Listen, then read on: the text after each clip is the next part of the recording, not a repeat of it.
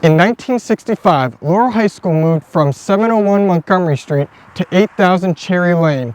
50 years later, several alumni students have come back to see the many changes that have occurred since they graduated.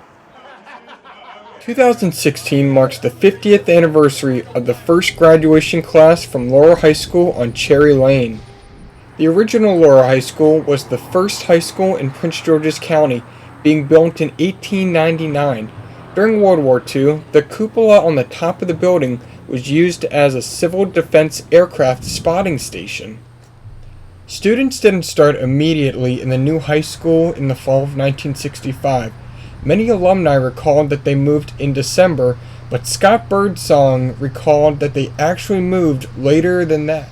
And it's sort of after graduation, in our 25th reunion, we had a planning meeting going on to plan the meeting. And everyone was talking about, well, when did we move from the old high school, which was the building we were in, to this new building, which is where we graduated from. And everybody in the reunion committee there was saying, we moved over Christmas. Well, it turned out we had the editor of the News Leader, Karen Yangich, was there, and she just broke up in laughter. She says, that's not what happened, because she had gone back and looked at all the newspapers. We actually moved in February. The many alumni parted their own ways, going into many different careers, such as nursing, like Linda Birdsong did. After graduating, I decided to go to a 3-year nursing school because my two sisters, one a year older, one a year younger, who graduated from Laurel High, that's what they were doing. So my dad said that's what I would be doing. Our English teacher told us we would never make it through college, that we were all lazy and weren't going to be able to handle the stress, and I think I just wanted to prove her wrong. Others, such as Dan Parker, went into the military. So I've tried a variety of things. When I went to college, I think it was Miss Meyerly, who was probably akin to Virginia K. Stan. Miss Meyerly always said, I would never recommend you for a field in mathematics. Well, I went ahead and I got my degree in engineering and physics from Seattle Pacific University. And it was interesting because the Army was trying to draft me the whole time. So I ended up going in the National Guard. That's a long story, which I won't bore you with. But I went in the National Guard, spent 14 months active duty, and then came back and couldn't get a job. But that was when in Seattle, where I lived, they put a sign up, well, the last person out of Seattle, please turn out the lights. That's when the government contracts were all drying up and everything. So I took a job with another company, and then I worked for a few years with General Electric. And after that, went back to school, the seminary, all the while staying in the reserves, and then finally went back to active duty in the Army as an Army chaplain. So that's it.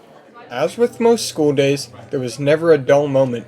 Bill Stanley, who did the morning announcements, recalls a particularly funny situation that happened every so often.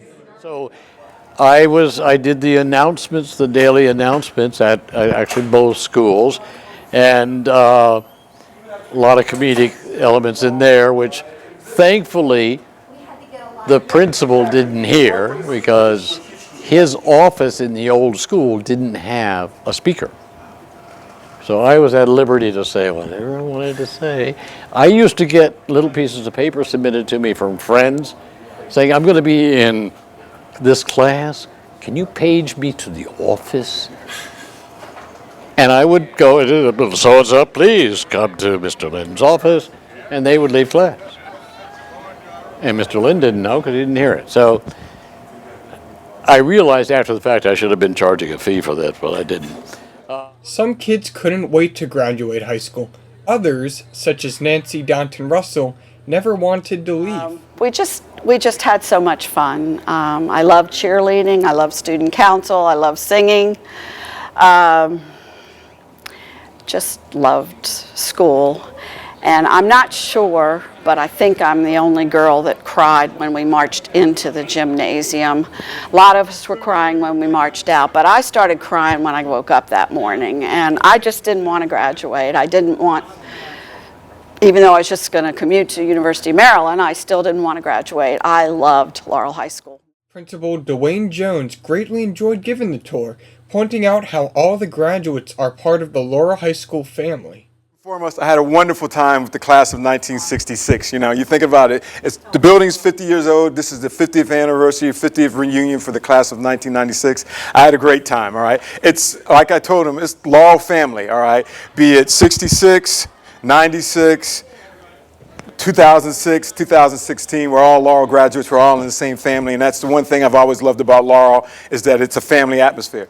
After touring through Laurel High School in its current state, the class of 1966 enjoyed reminiscing of their younger years while being surrounded by their classmates.